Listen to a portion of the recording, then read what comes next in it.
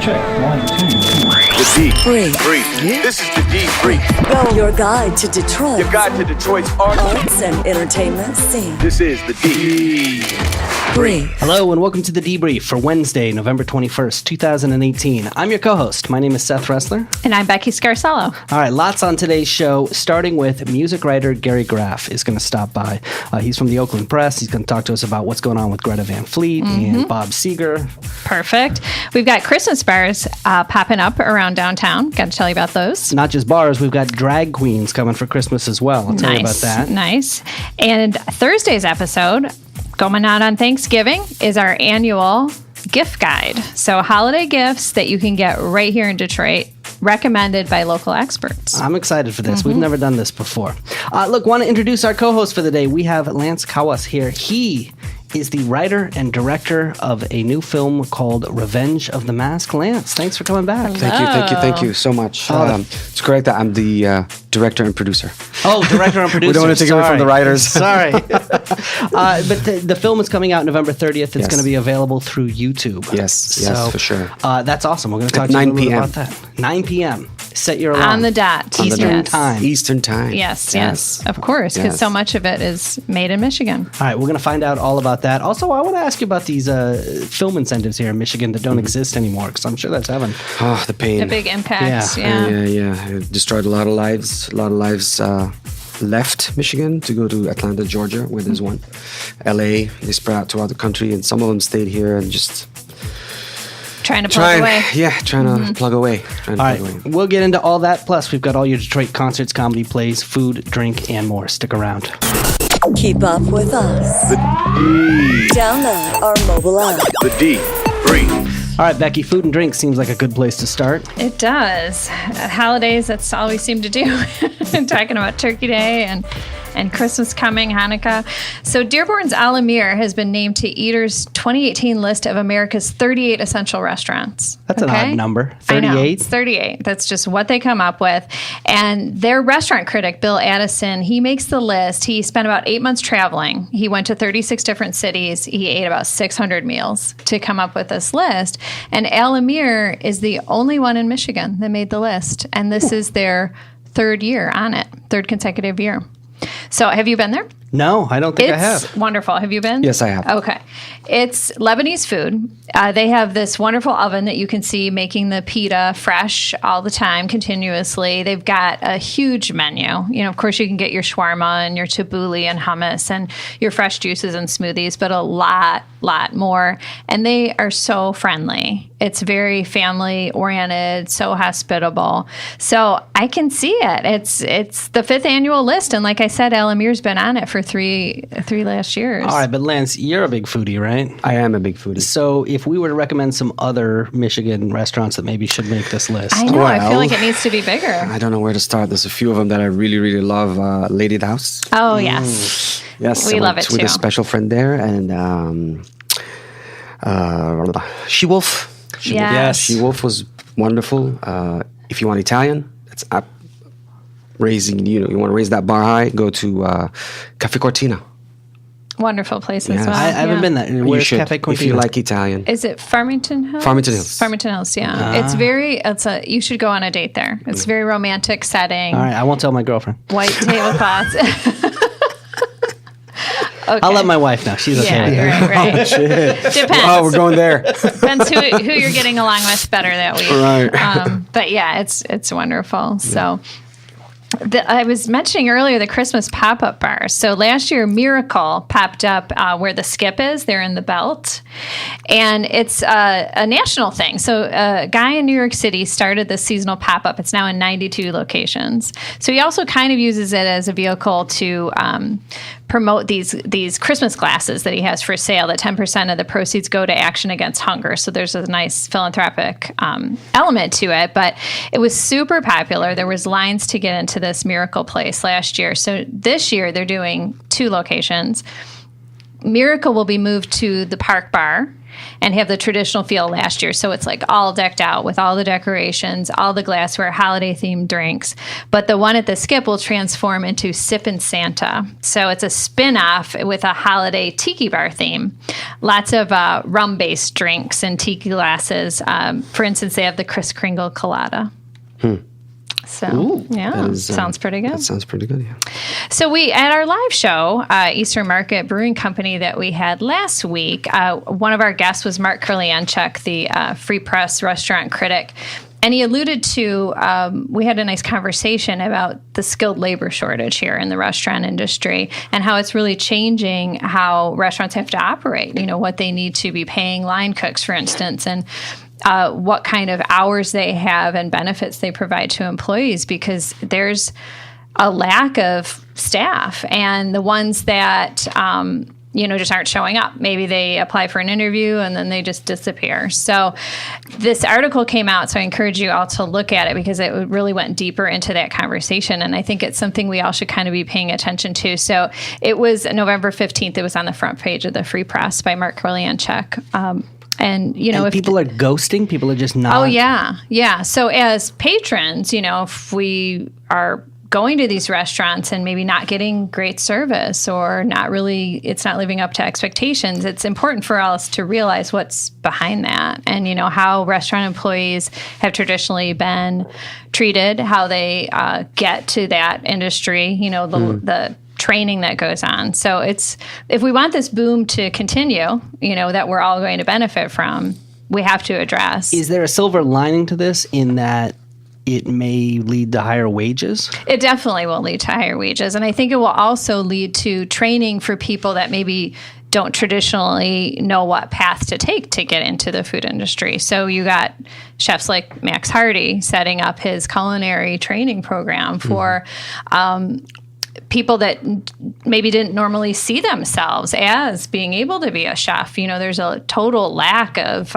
diversity in that field. So I think there will definitely be some upsides, and what Brandon Zarb is doing over there at Rising Stars Academy, intellectually disabled young adults, that have kind of been written off by society, but he's training them to be in these food fields. So do you see that happening in the film world at all? Are these sort of entry-level positions, are they hard to fill, or is there a lot of demand for them? Yeah, there's a lot of demand, and they're hard to fill because it's a cutthroat business, still like any business. People want to get in. There's not enough jobs, obviously. In film, we make, in the U.S., we make around 200 maybe 225 movies a year, compared to China and India. They make 1,000, 2,000 movies a year. I didn't realize it was that China kind of and India disparity. are the biggest producers of movies in the world. Why do we compared to produce less?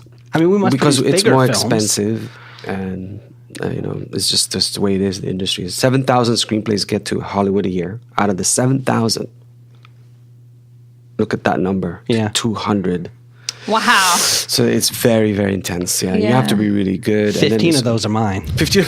Yeah, well. Minus one is mine. Right? Okay, yeah, I think Lance has one It or took me two. 10 years to finally find a producer who wants to make a movie that I really want to make called The Violinist. So Well, what's The Violinist? The Violinist is a story about two kids in law school who find peace and friendship through music. A Jewish boy named David and a Muslim boy. And they create this friendship through music because music has no boundaries. And they help each other mend their pains, from their backgrounds. And it's a story that needs to be told. And you found somebody who, where is it? Well, Gonna produce it? Tim Zajaros from Armory Films in LA, like I said, he read the script and he loved it. Scott Rosenfeld, who did Home Alone, fell in love with it. Oh. And Howard Roseman, who did Call Me By My Name, is in love with it. So, it's come together But they slowly. keep telling you every time they try to hire caterers, just nobody shows up to the job interview. Right, exactly. So we need to remedy this. So stories like that need to be told, and I want to make this movie to bring people together. I love it. I love it. Yeah. So that's about all I've got. Other than that, Chelly's Chili Bar is ending its run. So that was Chris Chelios's former Red Wing player. His place, they're having a closing party this Saturday, November 24th. He's already moved back to Chicago, and apparently he's going to open a Mexican place there called Chelly's Cantina. All right, coming up in just a few minutes, we're going to talk about Becky's favorite story of the week. The Debrief, your guide to Detroit's arts and entertainment scene. This is the D. Brief. All right, we have one of our favorites back with us, Becky. This is a man we've had on the show a couple of times, and I think you got a chance to hang out with him at the Detroit Music Awards, Yeah, right? we're buds. Yeah. He is, of course, music writer for the Oakland Press and Digital First Media. He's been a contributor to the New York Times Syndicate and Billboard magazine. Welcome back to the show, Gary Graff. Hey there. How are you? I'm all right. How are you? Good. It's good to good. see you again. Little pre-holiday chilling here. Yeah. You got any big Thanksgiving plans? Eating. Lots of Eating. eating. All right. Big old turkey. I grew up a Steelers fan, so we tend to have better Thanksgivings than Lions fans do. Yeah, my sister and brother-in-law are Pittsburghers for many years, and Is they that love the word? Steelers. You're a Pittsburgher? You're a Pittsburgher. Mm-hmm. All right. So, what's your favorite dish? Like, what do you look forward to on Thanksgiving? On Thanksgiving, Yeah. If it's hot, if it's warm, Just any of it. Just anything, pile it all on. anything that can be shoveled. Okay. All right. Even the green bean casserole? Yeah, that's true. I That's like classic. the green bean You casserole. like it? You don't? Our family is divided. Half love it, half are like, don't even let me look at Well, that. then there's the Jello mold. Oh, yeah. My mom was a big proponent of the Jell-O salad. What about you, Lance? I love it all. Yeah? Yeah. Bring it on. Everything. Do you cook, Gary? Depends on your definition of cooking. Well, the green bean casserole is pretty easy. Open up the So soup. I've heard, so and I've heard. You don't even touch it. Okay. Well, let's talk about some music from the Detroit area. Starting with actually Frankenmuth. We have a band that's doing pretty well from out of there. We do. Greta Van Fleet. Let's talk about that. You know, came out of the box big last year. Now, on a national front, people around here have known about them for quite some time and, watched them from the time they were 13, 14 years old. They're only 22 and 20 now between the four crazy, of them. yeah. And, last year was the big year, major label deal, and a big year, like I said, out of the box with 2 number 1 rock chart hits, Billboard rock chart hits. Everybody talking about them, the saviors of rock type of talk. And now we have their actual first album. Last year was 2 EPs. This year we have an album, Anthem of the Peaceful Army. They're not hippies. Right. And generating a lot of discussion. I mean, Yes. Because there has been that talk. I mean, I come from rock radio, and we have talked for, it feels like almost decades at this point, about the death of the rock stars. Right. These just personalities that are bigger than life. I mean, you've got the movie out, the Bohemian Rhapsody, and you see Freddie Mercury, and that guy's a rock. He is. You wouldn't know it from the movie, but he Right. is. But Yeah. that's another topic for another time. Another day, yeah. Do we have much of that in rock? And are these guys it? Are they going to bring it back? These guys are not. Is the one thing about Greta Van Fleet? They're not rock stars. They are a rock band. If Agreed. you want rock stars, you go to the Darkness or the Struts. Right. Yes. Out of Britain, those guys are rock stars. These guys are rock musicians. They're a rock band. Yeah, the singer Josh sounds a lot like Robert Plant, and he comes by that honestly. That's the thing with all the haters that they're getting, which was to be expected at this point of time. But these kids come by what they are honestly. Okay, they grew up in a household and with an extended family that listened to blues records, that listened to Led Zeppelin records and Cream and Clapton and all the classic stuff. That's what they come from. And so they're playing and they're writing like they write. They're playing like they play and singing like they sing, really by osmosis. This is what they know. They did not grow up with Duran Duran or Echo and the Bunnymen. Right. They did not grow up, thank goodness, with Justin Bieber. Right. Or Britney Spears or any of that. So what they do, they come by honestly, but I also do understand the skepticism in the industry. If you remember back in 1980, whatever it was, Kingdom Come. Oh, sure. The next Led Zeppelin, and they had a singer that sounded like Robert Plant a lot too, and every song they wrote sounded like Kashmir. Greta Van Fleet, every song doesn't sound like Kashmir, but they could, he can sing a bread song, and it's going to sound like Robert Plant singing a bread song. It's his voice. So you do want to look at the haters and say, you know what, get over it. like it or hate it on its own terms. But, and of course, a lot of people have been pointing to the Pitchfork review of the album, which, read like an assigned hatchet job. Let's go find a writer who either genuinely does not like the band and honestly does not like the band, or let's just assign it to a creative writer who can write what we want them to write about that. Because that was an article that just went out of bounds. And it was so transparently deliberate in its hate that it gives what I do a bad name. Yeah, in a lot of ways, contrived. it really does. Yeah. And because you do have a lot of people who come up to you doing what I do, about criticism and saying, that it's by design and that there's a script to it. And that's the kind of article that certainly reads by it, and it didn't read like honest criticism. Right. This is a band that really blew up before they put out their first full-length album. Right. Is that common? And, what do you get out of the album that you didn't get out of the previous material? It's kind of, a band will blow up on a single sometimes. And, but in this day and age, Greta Van Fleet very much is a part of the early 21st century music industry where you put out a song or a small group of songs in order to get attention. The album is an ambivalent art form. Right now, people are still making them. I will still argue, from here to Kingdom Come and Back, that the album is still a viable and essential art form. But the reality of the marketplace is people's attention spans are much shorter. They are used to getting shorter blasts of music. They're used to having the artist change from song to song to song because we're in a streaming world now. So what they did with what Republic Records did with Greta Van Fleet was smart. They took 8 songs, and there were more available to them, and in 2017 divided them up into 2 EPs of 4 songs each, then put them out as a super EP later in the year, just for sales. But it was the smart way to break a new band like that. And what you get in the album is essentially more of the same. You just get couple more songs. You get a longer listening experience, but really their sustained success is going to be about creating songs and video that exist well in a Spotify world and exist in YouTube and get your traffic that way. But the other thing they're doing that's very, very smart, and what you have to do as a rock band now, is be on the road nonstop. You have to be in front of people, take your story to people, and just be out there playing. And that's essential. What do you think of them live? They're a good band live. I've seen them everywhere from the Foaling Warehouse in Hamtramck to St. Andrews Hall in the Fillmore, and now we're going to see them at the Fox, and have been able to see the growth and them gaining confidence and a little bit of momentum each time out. That is tough to do, but they're holding their own on these big festivals in Europe and getting good reviews. The Europeans, it's interesting, are much more honest and much more open. Yeah. So they're happy to hear a surprise. band that sounds like Greta Van Fleet, whereas back here in the States, you have a lot of skepticism and cynicism about it. That's just saying like the sound is rip-off or it's not unique. Right, yeah. I'm asking this question for Lance. Are they available to do soundtracks? I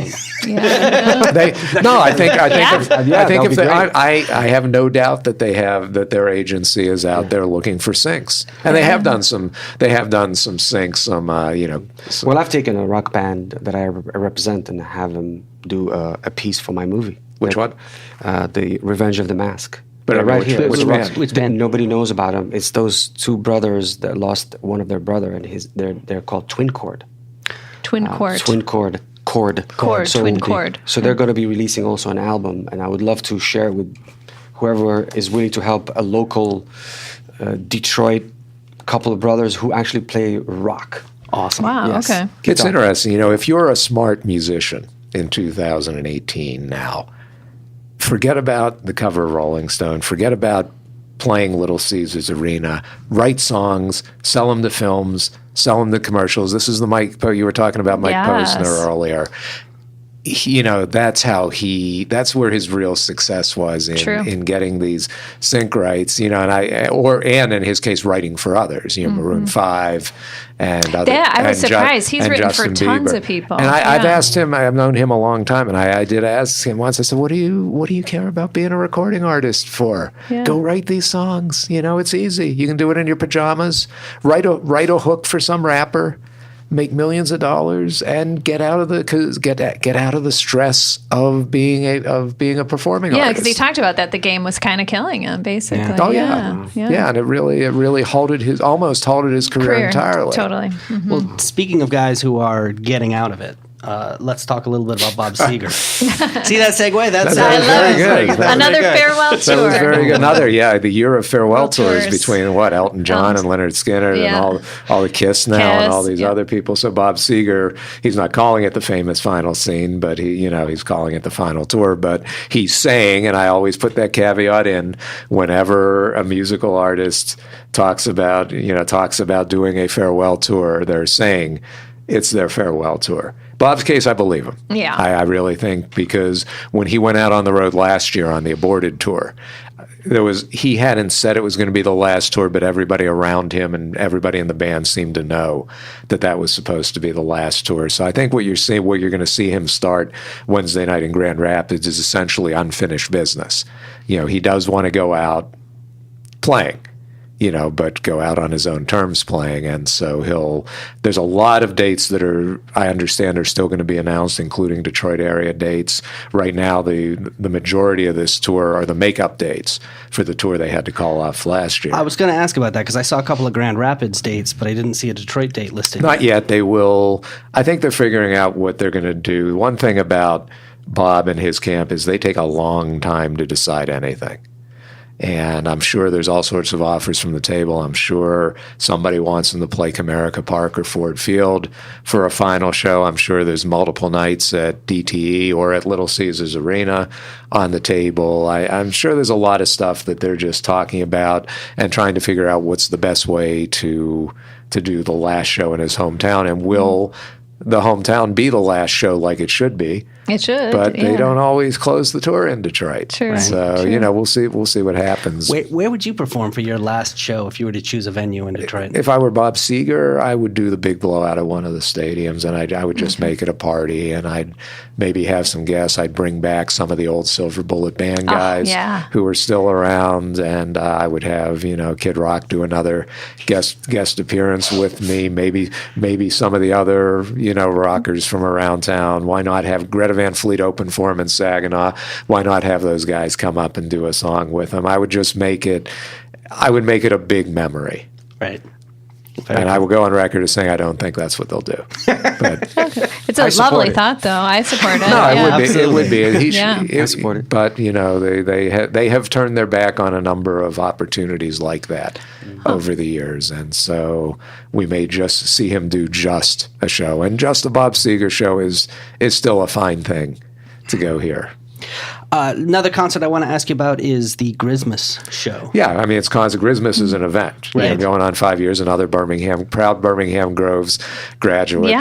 That's the family school. So classmate we're my daughters. yeah. So we're proud of those guys and what they've done. Really proud of Grant, of what he's done with Grismas. 5 years running now, and he turned it from just like a concert into 14 days of activities. He's going to start on December 4th he's going to open a party, open up a pop-up shop down at Deluxe Flux that's going to run throughout Grismas. They're going to carol in Cadillac Square. Have you been to Deluxe Flux? I know you have because that's like your Facebook photo now, Yeah. Becky. But have you? Not yet. The It's so space fun. looks amazing. I've heard it's a great space. And the music they get in there is great. And so, it's fun to have that kind of thing going. But, they're going to do caroling. They're going to do volunteering. They're going to do yoga in the Fisher Theater lobby. Yeah, I love this guy. They're going to do bowling at the Garden Bowl. They're gonna Roller do, disco. They do a roller disco. He'll do a thing at Assemble Sound where he talks about,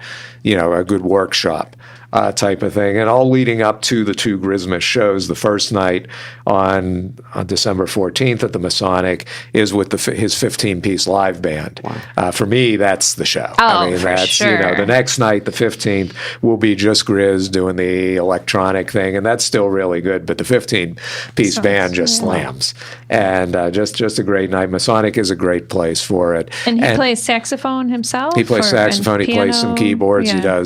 He does turntable. He was in the Groves. So He was in the Groves band when he was a nice. kid. Did it to meet a girl or get closer to a girl. Hey, So a yeah. true musician. That's what I've always told my boys. Stick with the music. Started playing kids. music to meet a girl. So he is a true musician, and this raises money for public music programs in Detroit schools. In our society now, where we have so devalued arts education in general in the schools, he's doing this. He does this to raise money. I think it's $80,000 over the first 4 years. So Yeah, I saw that. if he can raise another 20 or more this year, every little bit helps, and also the awareness to have somebody of any stature, but of his stature in a community, to go say, isn't this a sad state of affairs when we need to go raise money for this, that this isn't part of the Absolutely. regular curriculum, that the school districts, well, in the case of the Detroit public schools, they can't. But so where's the state?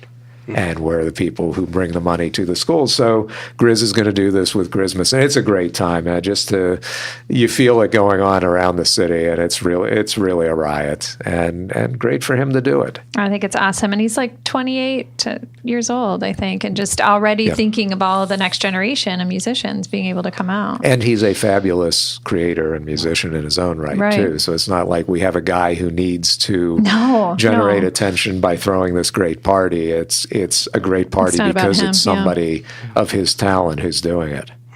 Last thing I want to ask you about, we talked about this a little last week during our live show, this is the time of the year when radio stations flip formats. And we've already seen it with... And fire people. Frankly. Yeah. I never understood. What a great time at the Well, all holidays. corporations. See ya. Look at what's going on at GM now. Got another topic for it, but this is massive what layoffs. the end of the year brings you. So we've already seen one change. 98.7 Right. has flipped. They are now the Breeze. That's the breeze. Pretty good, huh? The breeze. It is pretty good. You should be a voiceover artist. There's big money in that. Yeah, that's what I hear. Yeah. That's what I hear. So what do we expect from this radio station? I guess I hope it's better than what we're hearing now. I thought it would be more yachty than it is, and that I could see because yacht rock's a thing.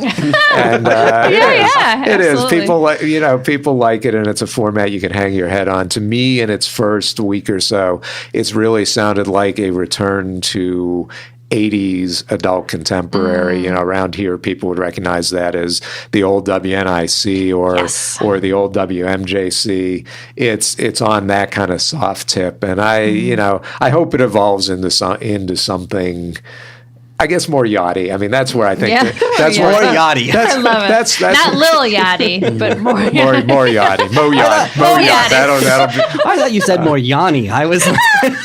we already had that. That the came and went. Yeah. So we'll see. I guess it was a surprise. That was the one that surprised me. I thought they were doing okay. Yeah. Yeah, I know. They just kind of Well, they just reshuffled the morning show, and and then they stunted for like no time at all. They 2 went days, Christmas for 3 like a couple days. days. Rudolph. Which I'm fine with that. The stunt thing, Whatevs, yeah. I mean, I know, and some people enjoy that in the industry. The broadcast industry does think that's the way to do it. I think it actually generates less goodwill than people think it does. Yeah. So we'll see what happens to it. It's interesting on a personal note. 98.7 was my first format when I moved to Detroit in '82. It's just what happened to be on the radio as I listened to it. So I always have a soft spot, and that's actually when I turn on the radio, that's the format it goes to, whether or not I keep it there. But it just has that little, and they had just flipped. Interestingly, they had just flipped the week I arrived. So whenever that format flips, I always get a little bit of a chuckle, a warm chuckle. Yeah. Well, Gary Graff, we love having you on. How can people follow you if they want to? Graff on Music on Twitter. There's a Gary Graff on Music on Facebook, theoaklandpress.com, billboard.com. There's enough places out there they can knock on the door. I'll give them a personal audience. Well, cool. Thanks for stopping by, and hey, happy Thanksgiving. Yeah, you guys too. Don't Yes. eat. Nobody eat too much. The D. Breathe. Let's take a quick look at what's going on around stages in the Detroit area. Actually, we've got a lot of stand-up comedy coming this week. I'm looking at this some list. weeks yeah. it's slow, and some weeks it's there's just a lot. But It's a funny week. Let's see. You've got Friday, November 23rd. You've got Gabriel Iglesias, a.k.a. Fluffy. You know this guy? Yes, This guy's everywhere. Very funny dude. Also, Saturday, November 24th, you've got Craig Ferguson. He's going to be over at MGM Grand. Sorry, Fluffy's going to be at Caesars Windsor. I don't know if I said that. Craig Ferguson going to be at MGM Grand on Saturday night. Hey, this is the guy from the Drew Carey Show. And I like him a lot. I loved when he was on the Late Late Show. Yeah. He was, everybody talks about Letterman and Leno and Conan. I thought he was so funny. Yeah. Because as far probably. as I could tell, he was making everything up off the spot. Yes. Like, just completely. So he's hilarious. Also, Saturday night, you've got Joe Torre, the former host of Russell Simmons' Def Comedy Jam. Saturday and Sunday night, you've got the Nutcracker over at the Michigan Opera Theater. That's not stand-up comedy. That is not. No, but beautiful. It is. It's Detroit's only Nutcracker with a live orchestra. It's conducted by Peter Stafford Wilson. Sunday night, you've got Murray and Peter present A Drag Queen Christmas at the Fillmore. This is Nice. That's interesting. featuring contestants from the reality television show on VH1. And then on Tuesday, November 27th, you've got comedian Joe Mandy, who's going to be at the Crowfoot in Pontiac. This guy, I'll be honest, I don't know him by name. Okay. But then I started reading his credits and read the television shows that he writes for. One of them is The Good Place. On your NBC. favorite show. I love this show. This is the show with Kristen Bell, who's from the area, and Ted Danson, obviously from Cheers. And this is one of the smartest, funniest shows I've ever seen. Wow. It's amazing. He also wrote for 3 seasons on Parks and Rec. Great show. That is a great show. Have you seen the Netflix series Master of None? Yes. With Aziz Ansari. That's Yeah. a fantastic, It's funny. well-written show too. It is. So he had done all these stuff, and he's actually got a comedy special that you can see on Netflix as well. So when I started reading those credits, I was like, Yeah. I might check this out. Closing in theaters this weekend, Elf the Musical's finishing up its run at Fox Theater. Mark Ridley's Comedy Castle has Lowell Sanders, who is another comedian from the Detroit area. He actually started his career at the Comedy Castle. And then the last 10 years, he's been the exclusive opening act for Tim Allen, another hometown Oh, interesting. comedian. Yeah, doing the residency there at the Mirage in Las Vegas. And finally, at the Punchline in Southfield, you have, no kidding, Shucky Ducky, Quack Quack. Can't get enough. This is the D. Breathe. Subscribe on Apple Podcasts or wherever you find your favorite shows. All right, Becky, what's exciting you this week? Okay, so feather bowling, Kaju Cafe. I don't know if you guys have been there. I've been there many times. Have you? Feather bowling? Feather bowling, Kaju have Cafe no idea. on Please the teach east me. side. This is not foaling. Different than way before Foaling. This place has been going since the 30s. It's Belgian, so they have mussels and frites and the Belgian food. But this is a game that Wait, so it's foaling with frites? there's no foaling. Oh, okay. Get foaling off your mind. right, sorry. It's feather bowling. Literally, there's a feather. So there's 2 lanes, kind of like a bocce ball lane. Okay. There's 2 lanes there with sand, and you have feathers. Wait, you're gonna use bocce ball to somehow make this more relatable to me? Oh, now I get it. See, right? I didn't understand what you meant, but now that you say bocce ball, yes, Totally doing it. I'm going to go do it. Seth, do you ever you don't know the alternative sports very well, do you? You don't know regular sports or alternative sports? No, yeah, that's true. Okay, so let me break it down. 2 lanes, 2 lanes. kind of like a bowling alley. Okay. You know bowling, right? Yeah, I do know bowling. Regular bowling. I know. And there's a feather that's stuck down at the bottom of the lane. And then you have teams, and you have these cheese wheel looking wooden things that you roll and try to get close to the feather without it going past and dumping into It's kind of like curling. Or Yes. horseshoes? a little bit. All right. A little bit. So Well, I mean, you got to get it close to Yeah. something. You don't get knock the close to- feather over. The feather's not like no. standing up. Well, it's stuck in the dirt. Oh, I see. Yes, it is. Yeah. All right. And you can knock out your opponent's wheels. So feather curling. Yes. This is like Calvin ball. This Yeah. is like So now that we got that established, this is the only place hard to believe this. it exists. Nobody else said, "Hey, we should do that." The only place, and they only have 2 lanes. It is booked for months. I mean, Wow. when I've done it with groups of people, it's like, okay, I got the Caju Cafe. Are you lane. kidding me? No, I'm not kidding you. Are there leaks? There's leaks. There's stuff on the wall with the top contenders. No, I'm gonna go check this out. Yeah, I'm telling you. That's it. I'm Hey, done. let's start a feather bowling league. Let's do it. We'll get jackets. You should try it first. Caps, It's don't be like, with oh, feathers I in can them. With feathers in it. take this over and I'm going to be good. There's I'm in. take some skill. All right. Yeah, sure. So, and then the whole other side, they have live music. It's a cool bar and good food. So over the years, there's been times where, this is not, it's been dicey whether it's going to stay open or what's going to happen to it. So there's new owners. So it's in good hands because the current owners have operated it since 1962. I mean, that's a long time. They've loved it, but getting tired of it. So the guy who owns Cliff Bell's, Paul Howard, and musician John Rutherford together bought it. So they're taking it over New Year's Day, and it's going to go on. Good luck. Same format. Awesome. Totally support it. This is the D. Brave. All right, it is, of course, Thanksgiving week. And so I thought... So grateful. Well, I thought it was only appropriate that we would take a moment to give thanks Gratitude. to some people who made this podcast possible. Because honestly, there have been a lot. There have been a lot of people involved in this. I mean, I know it's you and I here week to week, but So over many other people. It's been about 13 months that we've been doing this. And you've been aboard since 8 early months, spring. yeah. And I started about 13 months ago. So I just wanted to take a moment, starting with a lot of our regular guests. We've had some people who come in on a regular basis, and they're absolutely fantastic. Bailey Sisoy Iskro. Yeah, Detroit History Tours. Yeah, and Detroit History Club. And we just did her scavenger hunt. She just did a citywide scavenger hunt the other night. And we were there and hanging out with her. And that woman knows so much about Detroit history. It's amazing.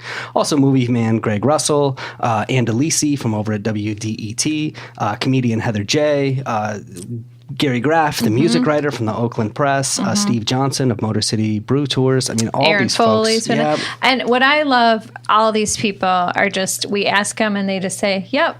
Like there's no, and Right.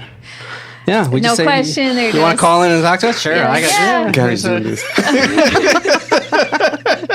they don't ask for anything in return. Right, nothing. So, yeah. Also, our former co-hosts, because we've had a couple of different co-hosts who have been here over the time. Starting with Mike Jeter, the stand-up comedian who we started this show with, Yeah. and Jag, who put in a lot of time with us as well. Anybody you want to thank? Well, our intern, Marvin Figgins, Yes. who is, as we sit here doing the show notes that everybody gets to read instead of having to take notes from all the things we talk about. Yes, when you get that email every week with all the links to everything that we talk about in the show, that is Marvin's Yes. work there. So. And he's here with us behind the scenes doing a lot of work. Our former intern, Spencer Mayfield, he was great as well, and he just had a baby. I use that as an excuse to end the internship. It's like, I have a baby now. Yeah, whatever. Yeah. Also, actually, Kristen Burns over at Specs Howard, who has helps been us hooking get us the up with the interns. interns. And this is something I've worked in radio broadcasting in a lot of different markets. And let me tell you, it is unique to have a broadcasting school this strong in a city. I actually talked to folks from radio, and I'm amazed at how many Specs Howard graduates there are out there who are working today Oh, cool. in Yeah. radio broadcasting. And that is not something I've seen in other places. It's because that school's so strong. Yeah, me not coming from radio or any kind of thing like this, it's good to know that. Yeah. So, speaking of radio, Jacobs Media, which is a radio consulting company, they work behind the scenes with radio stations all over the United States. That's where I work by day, and they let us use this space. So, as you're looking around at this beautiful space here, It is Lance, beautiful. It's It not is. bad, right? It's actually very beautiful. I know, Very it's state of the wonderful. art, yeah. And we get to look at the Emmy and the I'm jealous MTV of Music that Award. MTV. The MTV one, I'm Yeah. very jealous. The Moon Man Award, and Yeah, there's yeah. like free Coke in the fridge. Congratulations to my boss, Fred Jacobs, by the way, who was just named an inductee into the Radio Hall of Fame. So there's a new award that's going to go awesome. up on the That shelf. is awesome. yeah, and such a Congrats. nice man. Also, we got some people to thank for the live show last Oh my week. gosh! Again, somebody we just asked and they said yes immediately without asking too many questions. Dane and Lauren over at Eastern Market Brewing Company. So Dane's one of the 5 owners there, and could not be more hospitable. And then Lauren did all the bartending and setup for our live show, and she's just dynamic and wonderful. And they were super generous. So thanks to them. Our guests were awesome too. Oh, yeah. Mark Kurlianchek and Bob Allen, both from the Free Press, restaurant critic and beer columnist. And they just rolled with it. And we had a great conversation and a fun time And finally, we've had an avid supporter from day one. from day one, which is Emily T. Gale. You ever heard the Say Nice Things About Detroit? You see that sticker? From the That's- 60s and 70s. That's Emily T. Gale. Yeah. Thank you, Emily. And she listens all the time. All and the she time. It emails gives us so and much valuable yes. feedback. Wow. And she came on the show when she was in town and has connected us to so many Kindness. people. Right. Yeah, So- she's kindness personified. Yep. So we don't normally do this. We don't normally take a moment to thank everybody. By the way, I know you've got the big film coming out Yes. on November 30th. Yes. People you want to thank for that? I would like to actually thank the entire cast and crew of the Mask and Rise of the Mask, because we battled every day. Every one of them I'm thanking right now. Nice. They're all very cool people. Nice. Thank you. So, and the film, by the way, we should mention, we talked about it a little bit yesterday, but again, this is based on the Dark Horse comic. Yes, the Dark Horse. comic. It's short. It's 35 minutes. 35, possibly 40 minutes. Okay. By the end of the day, because we keep shooting here and there. But yes. Oh, wow, you're still Are working? you still working on it? Well, yeah, on and off to make it, because, like I said, I mean, Warner Brothers and people from all over the country are like saying, "Hey, who are you Attention. people?" Yeah, the attention. So we want to Make it perfect. make Okay. it perfect. Yeah. Have you been surprised by the attention it's gotten? Very, very surprised. Yes, Dylan, the producer, and I are extremely surprised by the response. I mean, between both the Rise and the trailer, that's 16 million hits. That's awesome. That's a lot. Congratulations. That is a Yeah. lot. It's breaking records. We're like, it's never heard of these shorts to have it's rivaling actual feature films that are coming out from LA.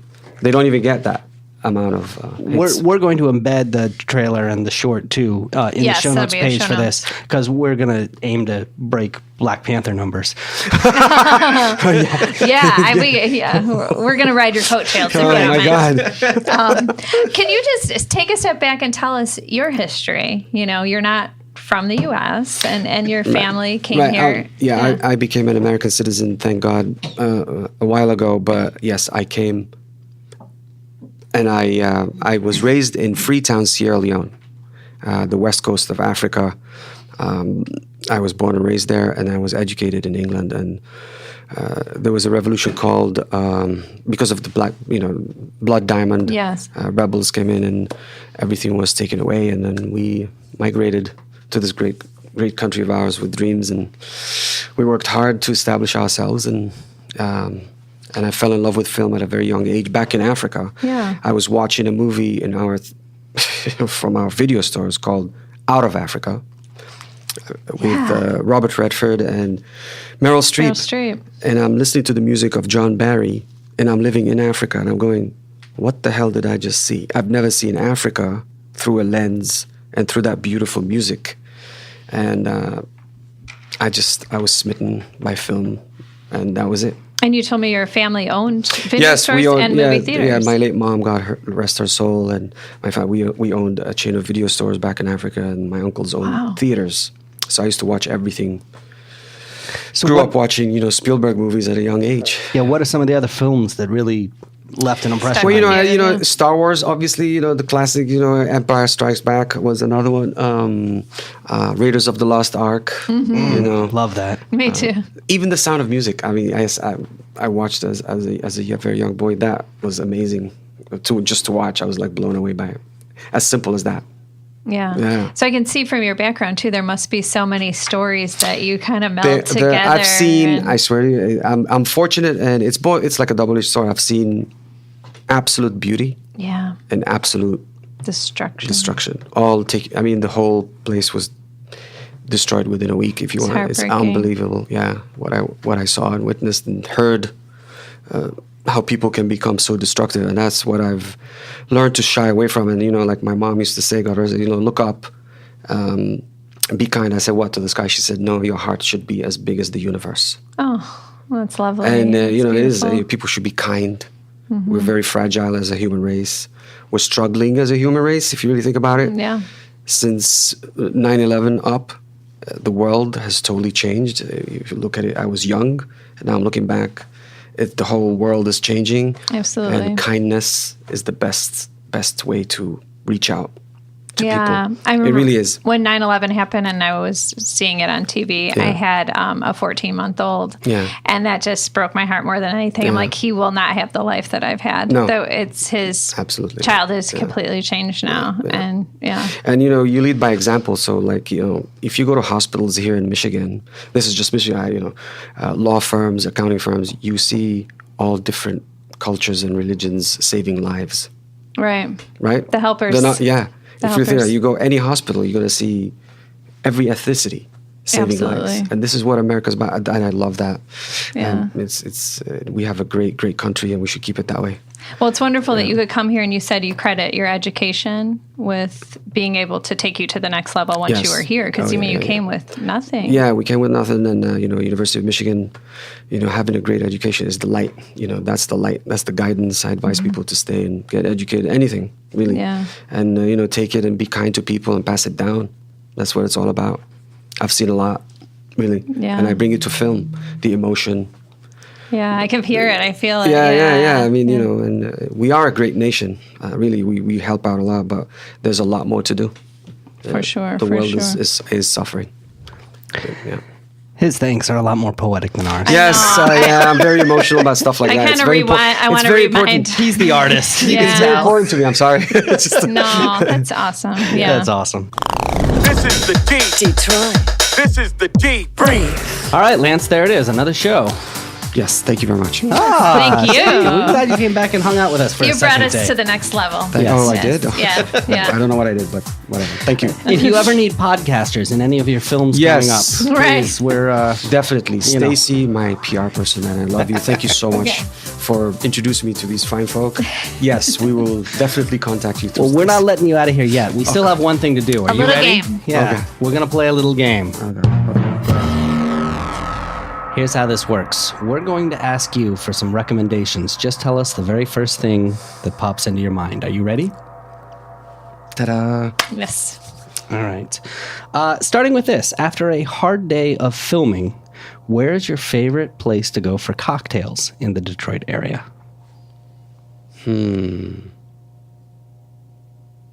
I would go to the Townsend Hotel. There's a place downstairs.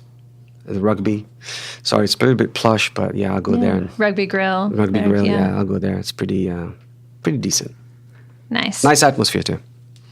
How about your favorite wintertime activity in Metro Detroit if you're going outside? Boyne Mountain?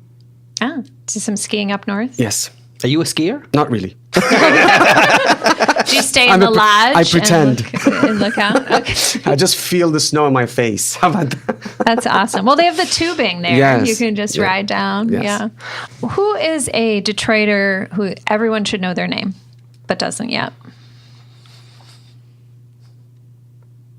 I'm going to go with Tim Zajaros, Okay. my producer extraordinaire from Michigan who moved to LA, and he's doing a lot of movies.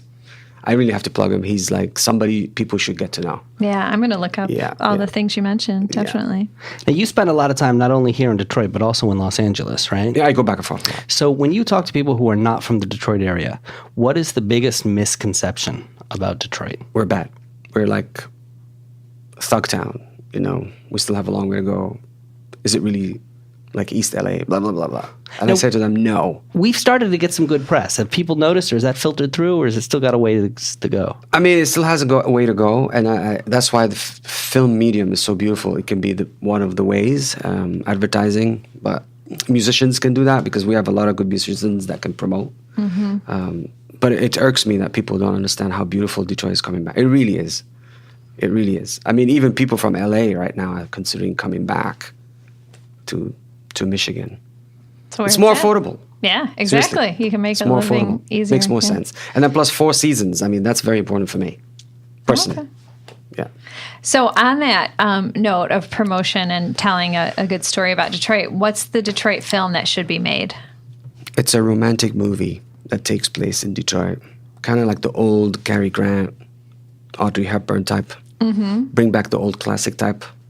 Romanticize Detroit. Make it very beautiful. Europe would dig it.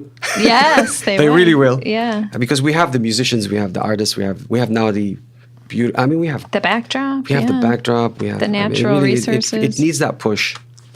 Maybe Dan Gilbert can help. Yeah, we'll put you in touch. Yeah, We'll send him this talk, episode. Let's talk Dan Yeah. Gilbert. He listens religiously. He does, I'm He sure does? of it. He I'm does. sure of it. Well, he tells us we spell all the words wrong.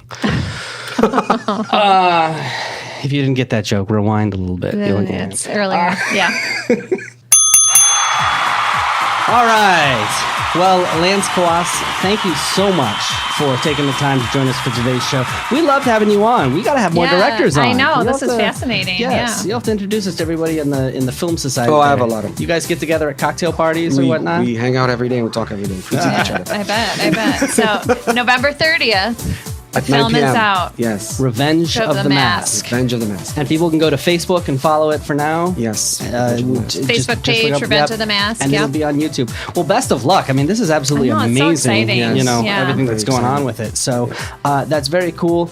Look, thanks also to Gary Graff for stopping by the show. And don't forget, on tomorrow, what do we got going on? We've got the gift guide, hopefully our first annual. Collaboration with a bunch of our favorite friends of the pod, local experts recommending gifts in the Detroit area. And of course, we talked about a lot in this show. If you want links to everything we talked about, all you have to do is go to our website, thedebriefdetroit.com, and we will email you links to everything that we talked about. Or an even easier way, you can text Detroit to 444-999. Sign up that way. All right, Lance, thank you so much. We really loved having you on. Thank you so much. I'm so blessed. Thank you so Thank much. you. Really. And to Much everybody appreciated. else, Detroit's moving. Keep up. It is. The Debrief. Your guide to Detroit's arts and entertainment scene.